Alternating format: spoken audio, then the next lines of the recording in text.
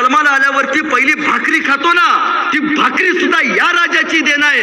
आणि मरताना जे सुखानं मरतो ना, ते मरणं सुद्धा या राजाचं देण आहे.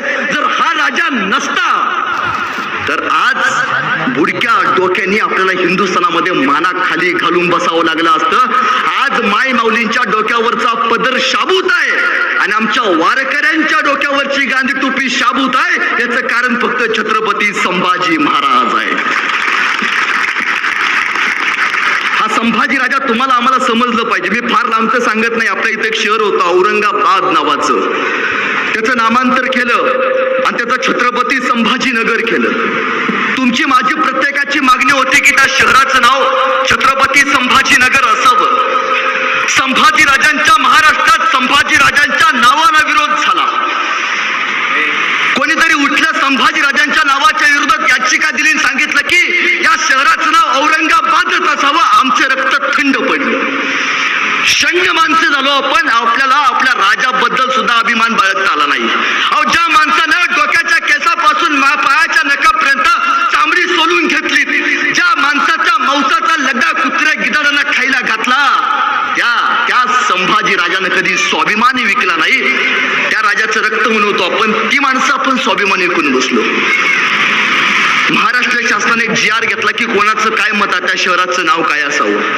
साहेब, औरंगाबाद नावासाठी महाराष्ट्रातनं 1,00,000 मतदान आलं आणि संभाजीनगर नावासाठी महाराष्ट्रातनं फक्त 40,000 मतदान आलं. संभाजी महाराजांच्या महाराष्ट्रात संभाजी राजांच्या नावाला विरोध व्हावा याच्यापेक्षा मोठं दुर्दैव आहे काय? आमचं एवढंच, शंभूराजे आले की डॉल्बी डीजेवरती नाचायचं, भोजनाची व्यवस्था केली की जेवण करायचं, झाला शंभूराजांचा इतिहास संपला. पण नाही, या माणसाला स्वतःचं बलिदान कशासाठी दिलंय हे समजून घेतलं पाहिजे. त्या दिवशी शंभूराजे खऱ्या अर्थानं जयंती साजरी झाली. नाव बदललं संभाजी महाराजांचा, तर छत्रपती संभाजीनगर केलं. माझं प्रत्येक तरुणाला सांगणं आहे, मी पहिल्यांदा सांगतो, तुम्हाला वाटत असेल थोडं राजकीय बोलतोय, पहिल्यांदा कबूल करतो, मी कुठल्याही राजकीय पक्षाचा वक्ता नाही, मी कुठल्याही राजकीय पक्षाचा नेता नाही. माझा पक्ष एकच आहे, माझा पक्ष एकच आहे, तो म्हणजे स्वराज्य. आणि माझे मालक एकच आहे, ते म्हणजे छत्रपती संभाजी महाराज.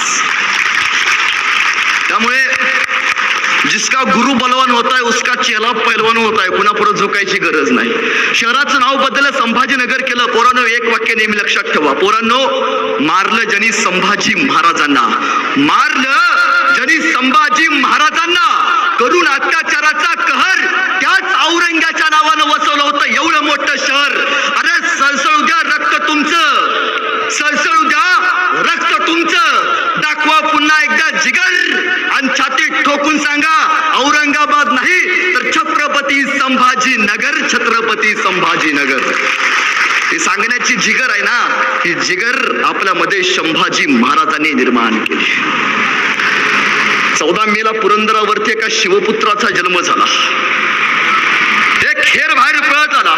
आऊसाहेबांना म्हणाला, आऊसाहेब ढोल ताशे वाजवा आऊसाहेब. अहो काय झालं आऊसाहेब? या महाराष्ट्राच्या मातीमध्ये शिवाजी महाराजांना पुत्र जन्माला झाला, नाव काय ठेवायचं? विचारती झाली लोक, या बारक्या बाळाचं नाव काय ठेवायचं, नामांतर काय करायचं? सरदेशी पुढे झाल्यास जिजाऊ, आणि जिजाऊ म्हणाल्या, या शिवाजी महाराजांच्या पुत्राचं नाव ठेवायचं संभाजी. संभाजी म्हणजे कोण?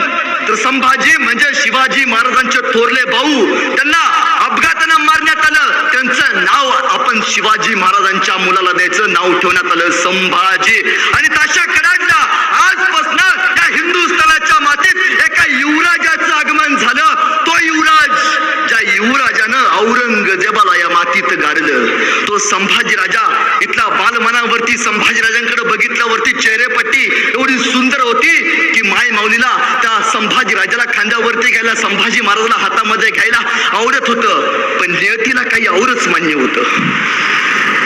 संभाजी राजांचं वय 2 वर्ष झालं. 1.5 ते 2 वर्षाच्या असताना संभाजी महाराजांच्या मातोश्रींचं निधन झालं. शिवाजी महाराजांच्या आवडत्या पत्नी सईबाई साहेब यांचं निधन झालं. आणि अफजल खान 40,000चा सैनिक घेऊन आला. सईबाई साहेबांचं निधन झालं. शिवाजी महाराज सोबत उभारले. सोबत 2 वर्षाचा पोरगा संभाजी महाराज आहे. काय वाटलं असेल एका बापाला शिवाजी महाराजाला? रडत बसावं, बायको गेली. अफजल खान 40,000चं सैनिक शिवाजी महाराज घोड्यावरती बसले कृष्णा नावाच्या, आपल्या बायकोला शेवटचं बघितलं, आपल्या पोरला शेवटचं बघितलं आणि शिवाजी महाराज या अफजल खानाचा बंदोबस्त करण्यासाठी प्रतापगडावरती गेले. ताईनो, छत्रपती शिवाजी महाराजांनी स्वतःचा संसार नाही केला, छत्रपती शिवाजी महाराजांनी या स्वराज्याचा संसार केला. म्हणून तुमचा आणि माझा संसार फुललाय, याचं कारण छत्रपती शिवाजी महाराज आहेत. पण आई समोर मेली, ज्या माणसानं आयुष्यात पहिल्यांदा आईला गमावलं. आता दूध दुभत्याचा प्रश्न निर्माण झाला. संभाजी महाराजांना दूध पाजायचं कोणी? आई निघून गेले. जिजाऊंनी बैठक बोलवली. कापूरवा गावच्या आजूबाजूच्या गावच्या महिला अशा समोर येऊन बसल्या. जिजाऊ उठल्या आणि जिजाऊ एका क्षणात म्हणाल्या, या माझ्या नातवाला, शिवाजी राजांचा मुलगा शंभू राजा, या शंभू राजाला, शंभू बाळाला कोणीतरी दूध पाजल का? एक महिला उठली, म्हणजे जिजाऊ, मी शंभू बाळाला दूध पाजते, मला एवढं पैसे द्या. दुसरी महिला उठली, हा जिजाऊ, मी शंभू बाळाला दूध पाजते, मला एवढं पैसे द्या. माग एक आई बसली होती, धाराऊ नाव तिचं, कापूरवाळा गावची. जिजाऊनी विचारलं, ए धाराऊ, अगं पाजतीस का ग संभाजी राजाला दूध तू? धाराऊ उठली, आऊसाहेब डाकीला, आऊसाहेब म्या शंभू राजाला दूध पाजतो. जिजाऊ म्हणाल्या, तू शंभू राजाला दूध पाजतेस, मग या दुधाचं पैसे किती घेणार? तशी धाराऊ म्हणाली, आऊसाहेब वर्गा कुणाचा आहे? शिवाजी राजाचा आहे. आऊसाहेब म्या शंभू राजाला दूध पाजले, त्या दुधाचं जर पैसे घेतलं, पाण्यात जळेल माझं. आऊसाहेब म्या शिवाजी महाराजांचा पोरगा आपला शंभू बाळ, या शंभू बाळाला एकही रुपया न घेता दूध पाजेन. आणि इतिहास फुटफुटू लागला. ओट कोरड शंभू बाळाचं, पाना धारा उला फुटतो ग, आणि गरीबाच्या उसरीवरती बाळ शिवबाचा रडतो ग, गरीबाच्या उसरीवरती बाळ शिवबाचा रडतो ग. धाराऊच्या दुधावरती पोचला हा ध्येय अखंड हिंदुस्थानावरती शमशेर चालवायला लागला.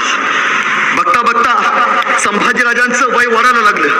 पण शिवाजी महाराज आयुष्यभर स्वराज्याचा संसार करत गेले. शिवाजी महाराजांना जास्त वेळ शंभूराजांना देता आला नाही. पण शंभूराजांना घडवलं पाहिजे. या स्वराज्याचा दुसरा युवराज आहे, तो युवराज कुठं डगमगता कामा नये, यासाठी कोणी शिकवायचं? मग समोर आला जिजाऊ. ज्या जिजाऊनं शिवाजी राजा घडवला, ज्या जिजाऊनं या हिंदुस्थानाला पहिलं स्वातंत्र्य दिलं, ज्या जिजाऊंनी पुण्यामध्ये सोन्याचा नांगर फिरवला, त्या जिजाऊ आल्या. जिजाऊ म्हणल्या, म्या शंभू राजाला शिकवते. आणि शंभू राजांच्या शिक्षणाचा सगळा खर्च जिजाऊंनी उचलला. शंभू राजांना 16